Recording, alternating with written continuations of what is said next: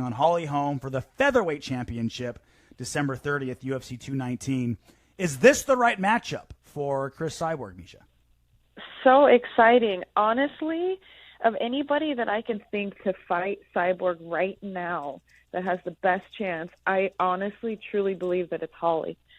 The reason I say that is if Cyborg cannot get a hold of Holly, if she recklessly chases her down, similar to how Ronda did, not using the correct angles, if she follows her like a missile, which she does in every fight I've ever seen before. That's how she hunts girls down, because she can. But with Holly, it's not a good idea. She can cut through those angles. She's an amazing counter striker. And if she lands that head kick, I think she can put anybody away. So stylistically, this makes for a really, really interesting fight.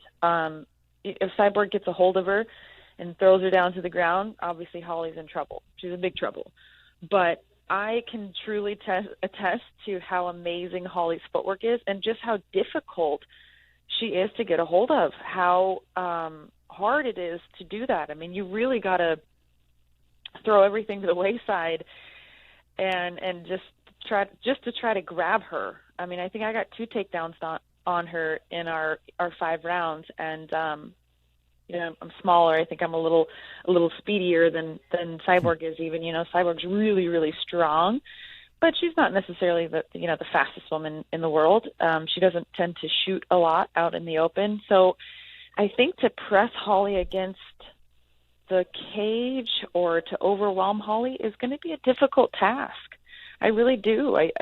I'm interested in this fight. It's a really, really interesting matchup for me.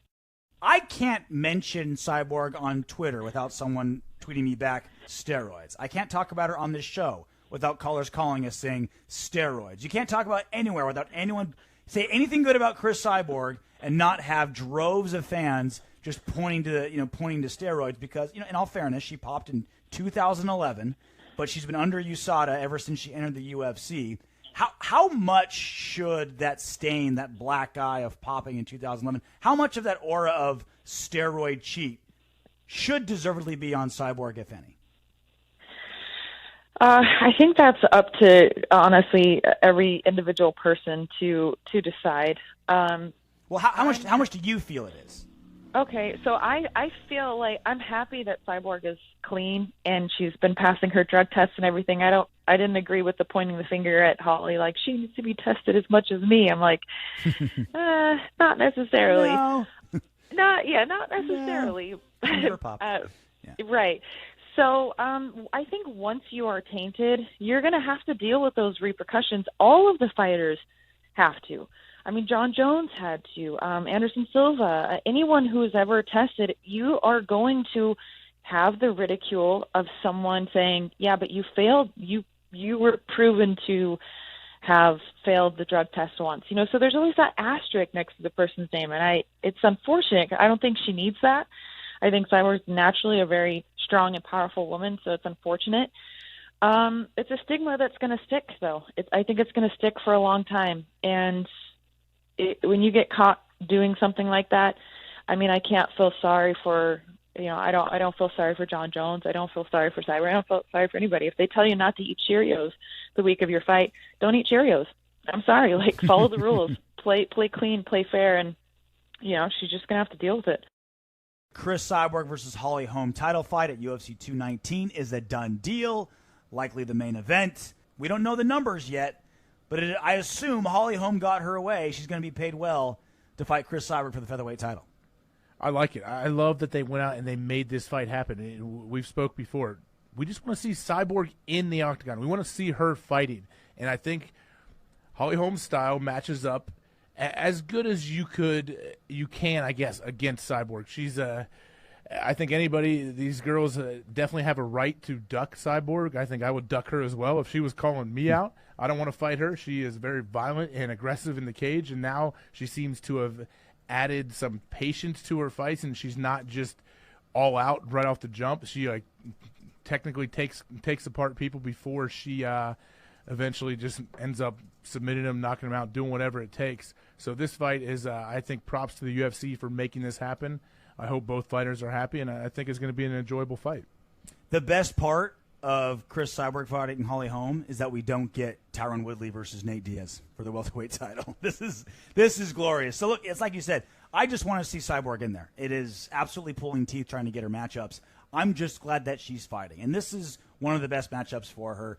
This is a fun matchup, right? You've got the defensive skills and footwork of Holly Holm versus the aggression and punching power of Cris Cyborg. The most intriguing bout for Cris Cyborg, other than Amanda Nunes coming up a weight class for a super fight. How do you see this fight going, AJ? Tough for me to ever pick against Cyborg, especially with what she has added to her fight game. She seems to have a lot better game plan, I guess, going in. But I can't pick against her. I don't see how you can do enough to beat Cyborg. I think Holly Holm can come out there and she can look good. She can land from a distance at time and use some of her skill. But I just think it's a matter of time before Cyborg actually wears her down and takes her out and ends the fight. I don't see it going the distance. So apparently there was a little bit of drama today because USADA went to Cyborg's house.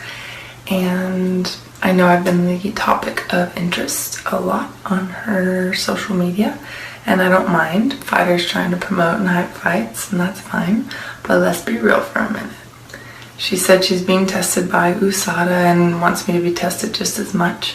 And she probably should have looked on their public records on the USADA webpage and seen I've been tested 9 times compared to her 8.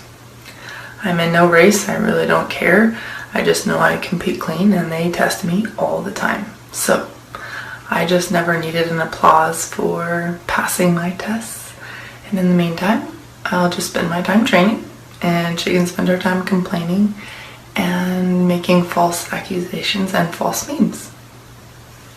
Hey guys, I stopped 1 minute from my run for can talk to you guys, but I want to answer Holly. Hey Holly, I think you understand wrong. I never said anything how many times you did already in the past. I'm saying about today, till December 30th. If you was either gonna text me 100 times, you can, I think it's fair, you're gonna text same thing. When they lock my house, 5 a.m., I think it's right to go fire your house 5 a.m. too. You know why? Because you coming from your team, and you know your team is MMA Jackson. I think having so many fighters, now have a nice history, and then I think it's fair we same amount the website call my house, go your house too. You know why? Because when I beat your ass in the cage, your team don't have excuse for saying anything. Okay? Então I hope you go and sign the contract for me see you soon. I just wait for. I've told Scott Coker I'd love to get one more fight in. So if I can get one more fight in, that'd probably be it. Well, that's awesome.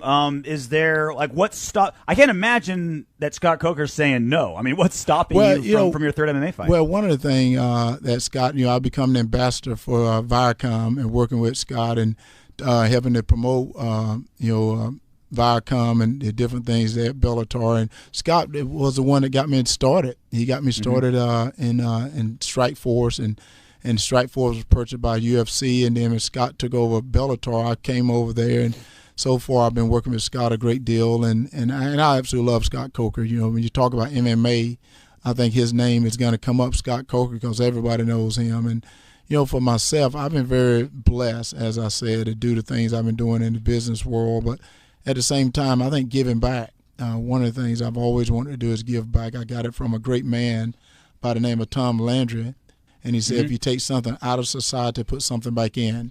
And when I got with Rocket Ridge Trucks, who was not too far from where I grew up in Georgia, they decided they were going to give away a truck, and I said, I want to be involved with that. And they said they want to give it away to, veterans and first responder and our current military. I was all in.